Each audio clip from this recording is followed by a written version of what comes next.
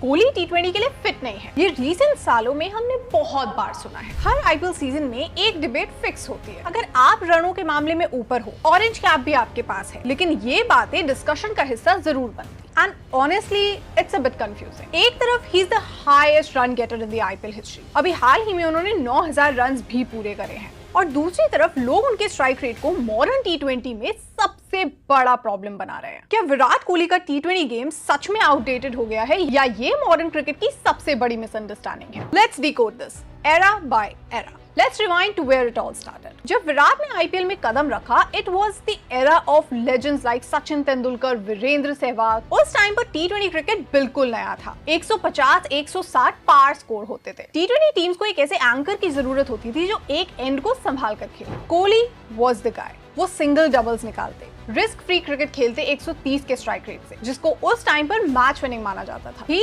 was building the foundation। फिर आया उनका prime era, a decade where he competed with David Warner, Kane Williamson, Shikhar Dhawan and his RCB partner in crime, AB de Villiers। इन सब के बीच कोहली का game अलग ही level पर था। याद है 2016, एक ही सीजन में 973 run at a strike rate of over 152। ये उस जमाने के हिसाब से गॉड टियर स्टार्ट्स थे। कोहली को सेंसलेस लॉगिंग की जरूरत नहीं थी। वो अपने classic cover drives, wristy flix और गैप पियर्सिंग शॉट्स से गेम को डोमिनेट करते थे।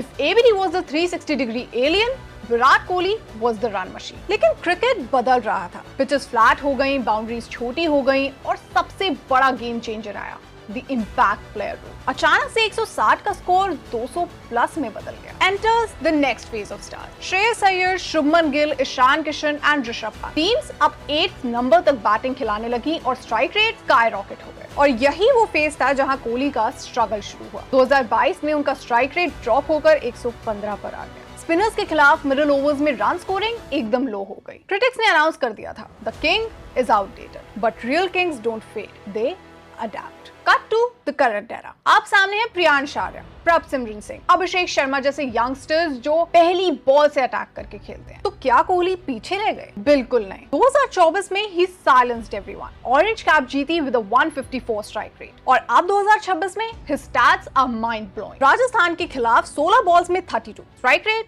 200। गुजरात के खिलाफ 44 बॉल्स में 81, strike rate 184। He is currently striking at 160 this season। पर ये ट्रांजिशन कैसे हुआ? कोहली स्पिनर्स के सामने फंस रहे थे। So what did he do? उन्होंने अपने प्रैक्टिस सेशंस में नए शॉट्स इंक्लूड किए और उन पर घंटों पसीना बहाया। The slog sweep, जो शॉट उन्होंने सालों तक नहीं खेला, he brought it back। अब वो स्पिनर्स को मिड विकेट और स्क्वायर लेग बाउंड्री के ऊपर से खेलते हैं, help of a strong bottom hand. और फील्डर के ऊपर से मारना मानो अब उनकी आदत सी हो गई है। And nobody's complaining। Traditional shots के साथ अब एरियल शॉट्स भी रेगुलर हो गए हैं। He went from a classic anchor to a dynamic, risk-taking aggressor। देखो, let's be fair, blind defense या unnecessary hate एकदम गलत है। Yes, उनका एक फेज था जहां वो स्लो खेल रहे थे और स्पिनर्स के अगेंस्ट स्ट्रगल कर रहे थे। But the way a 37-year-old has unlearned and reinvented his batting style is just unreal। T20 cricket evolved, but so did Virat Kohli। आपके हिसाब से is this aggressive version of Virat Kohli is his best T20 avatar yet? या आपको 2016 वाला vintage Kohli